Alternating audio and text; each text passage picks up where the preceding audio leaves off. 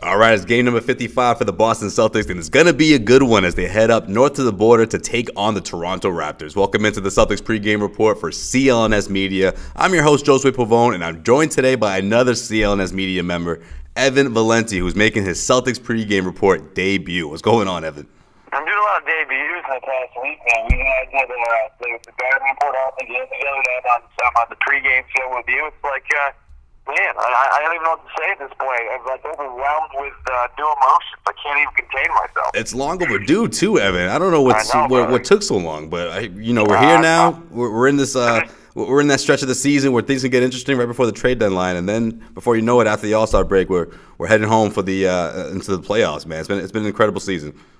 No, absolutely. I mean, from minute 5 on, it's been just a really remarkable year for Boston. The way they've stayed afloat, amongst injuries, not just the Gordon Hayward one at this point. It's been different pockets of injuries throughout the season, and yet they've stayed afloat. I think the 5 games into this game with Toronto, they've been really, really solid as a team unit. And that's exactly what you want to see out of the Celtics when you look and try to compare them. And obviously, the obvious comparison for Brad Stevens will always be Greg Popovich at this point. The one thing Popovich always got on his teams were no matter who was playing and who was resting, they still played really hard. You can say the same thing about the Celtics too. So I get the feeling this matchup isn't just like any other game for the Raptors. I mean, these guys have been looking to make a statement against the Celtics, and tonight they get their chance. I mean, before closing a 2-game gap behind Boston in the East, the Raptors win 8-2 in their last 10, including wins against teams like the Minnesota Timberwolves and the San Antonio Spurs. Now they have a chance to cut that lead in half tonight as they host the Boston Celtics. Evan, what's been the secret to Toronto's success recently? Well, Dwayne Casey doesn't get a lot of credit. I think we first have to stop and acknowledge the fact that this team has played significantly differently this year than in the past. They're taking more threes. And you've seen some guys like DeMar DeRozan embrace shooting more threes. Those numbers have skewed back more towards normalcy or what's normal for DeMar DeRozan. But they've done really well, not only with their 2 big guys locking up Lowry and DeRozan, they've also drafted pretty well. I mean, OG Anunoby's been really good for them. They've gotten good minutes out of Jakob Poeltl. They've stocked their bench pretty well with guys that can contribute off the bench.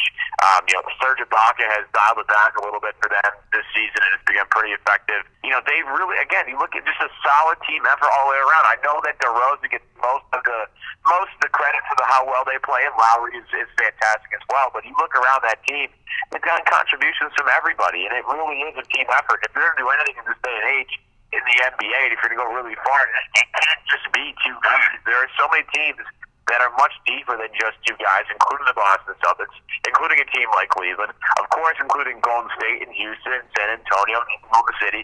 All the elite teams in the NBA have top-end talent on it, sure, but it's the bench and the depth that really makes them so great. I mean, you look at the way the Pelicans play without Anthony Davis and Boogie Cousins for an example. They're a train wreck without those guys. Other teams have found ways to stay afloat.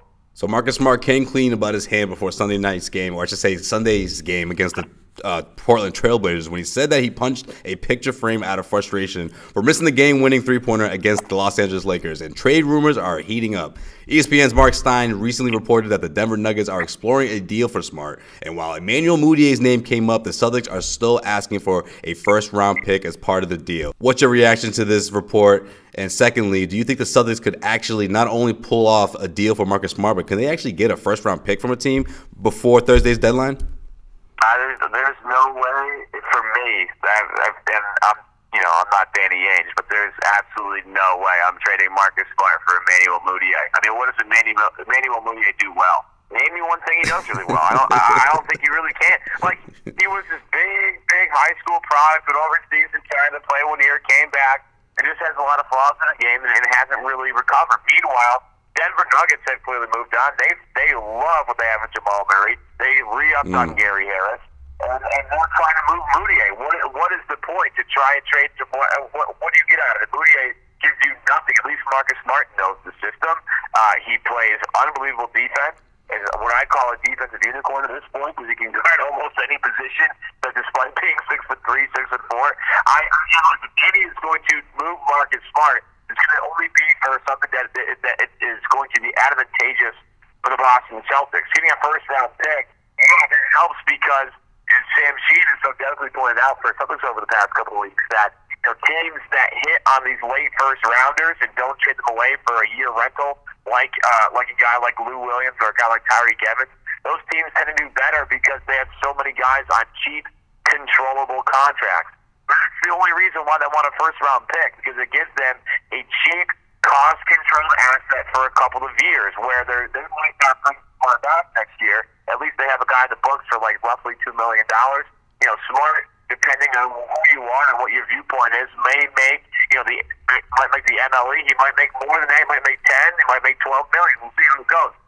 But the only stock I put into this rumor is Danny would trade Marcus Smart if the deal was right. And let me tell you something, Josue, that deal ain't for a guy like Emmanuel Mudiay. All right, I concur. But I don't know, man. If you put a first-round pick in there, I maybe Danny bites just for the pick, but I'm with you, man. I mean, you got another year Mudiay pretty much, I don't know.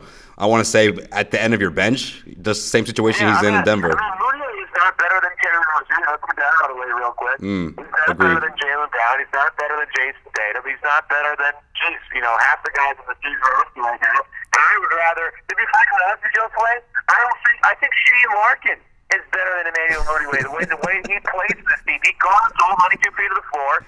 He moves the ball. He takes his questions pretty good for a guy that plays that kind of minutes. You cannot tell me that Mudiay would bring more to this team than a guy like Shane Larkin does right now. I know people would think that's crazy, especially considering Mudiay's done it the one time with the Boston Celtics. But trust me, folks, you'd rather have Shane Larkin than anything. Yeah, I know. I'm a Shane guy, too, so you're preaching to the choir. This edition of the Celtics pregame report is brought to you by SeatGeek. Head to SeatGeek.com and enter the promo code GardenReport, where you can save $20 off your first purchase. That is SeatGeek, your site for the best prices on tickets for every sporting event and concert event. SeatGeek.com. Use the promo code GardenReport. So we still don't know if we're going to see Kyrie Irving tonight, but either way, this Celtics team has managed to pull together some wins without him, without Marcus Smart, without Marcus Morris. Now, what has impressed you the most throughout that homestand sweep, and what can we expect out of this group against another, top-notch backcourt in DeMar DeRozan and Kyle Lowry and the Toronto Raptors right after coming off a win against another backcourt that shines throughout the NBA in Damian Lillard and CJ McCollum?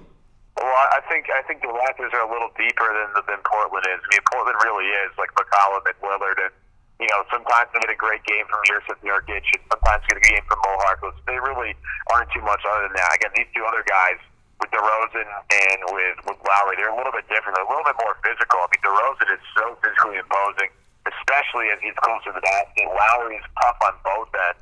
There's a different mindset when you're playing those two guys. When you're with Lillard and McCollum, you have to be really wary of where the screens are coming, because those guys, if they get any daylight, they're going to jack it up. They're probably going to make it. These other guys, Lowry and DeRozan are kind of bruisers. They'll drive to the basket, finish through contact. They're fantastic in that. And you got to remember here, Josue, this is a Celtics team that's already beaten the Toronto Raptors without Kyrie Irving. Go back earlier this year. Kyrie not in that game. And a lot of people said, there's no way Boston wins this game. It was during a great stretch of games for the Celtics as a home game, I think, on a Monday or Tuesday night. And Boston somehow found a way to win. They kept it close throughout the game, and, of course, the way Boston Magic works, they pull away in the fourth quarter and are able to lock it down. I was having a back and forth with Michael Thompson, formerly of the LA Lakers, and, of course, Klay Thompson's dad, about what does Boston do against Golden State that nobody else seems to do? Because Boston, last 3 years, 3-3 against the Warriors. They plan stuff almost every time. He says they do a good job of just finishing fourth quarters. And I think if you apply that logic simply just to the last couple of games we've watched, you look back at that Portland game, that's an obvious one there. You go back to that first Toronto game, an obvious one there. Boston just knows how to close and finish games. And that happens with experience. And that happens to guys like Al Horford, who made the game-winning shot the other night. That happens when Jason Tatum feels comfortable. And obviously Kyrie Irving means a lot, and their life's going to be a lot harder if Kyrie Irving is not in this game tonight, and it's gonna hurt, and Boston's going to find a way. Luckily for them, some guys have stepped up, including your guy and my guy, Terry Rozier, who has just been a real nice spark plug for Boston as a starter. His first start, triple-double. Well, his next start, a career-high 31 points. And he's just been rock solid pretty much the last 3 games. All right, Evan, I'm going to end this the way I end every single pregame report. Who wins tonight? Who's the winners between the Celtics and the Raptors tonight? In Toronto, DeRozan and Lowry typically play there pretty well. I like Toronto tonight. I would be surprisingly stunned if Boston were able to pull. I mean, I know they've pulled a lot out of their ass recently. They've been able to do a lot of different things. And they've definitely won some games this year, Joe Frank, that they shouldn't have won and had no business winning. This would be another one of those types of games where it would be just chalking up to Brad Stevens' magic. It's another tip in his cap, another notch in his belt for an award. I think he's already won at this point for Coach of the Year. It would be truly something if they went up there in Toronto, a team that's obviously in a lot of trouble, a team that's right behind them, neck and neck in the standings, went up into their place without their best player and not their second best player, and somehow beat them again. I would be stunned. All right, he is Evan Valenti. Give him a follow on Twitter at Evan Valenti, where you can check out all of his work. Of course, he does a lot of work for CLNS Media, covering the Celtics. He's got you covered as a member of the CLNS Roundtable contributor, and of course, the host of the Evan Valenti Show. So give him a follow on Twitter. Evan, we'll definitely do this again sometime, man. And don't be shy when it comes to coming around the Garden Report, man. We'll get you back on there soon. Already talking with Josso about I'm coming back down probably in March. You see me again. Oh, let's do it. Sounds good, man. Evan, I'll talk to you soon, bro. Sounds great. Well, that's going to do it for this edition of the Celtics pregame report. Make sure you check out the Celtics postgame show on CLNS Media. You can call in toll-free at 347-215-7771 after the game to get on the air. Or just like this show, you can listen to it on demand on the CLNS Media mobile app. Weekday shows air on the Celtics Newsfeed channel on iTunes, Stitcher, and the CLNS Media mobile app. For today's Boston Celtics pregame report with Josue Pavone, this is Josue Pavone signing off.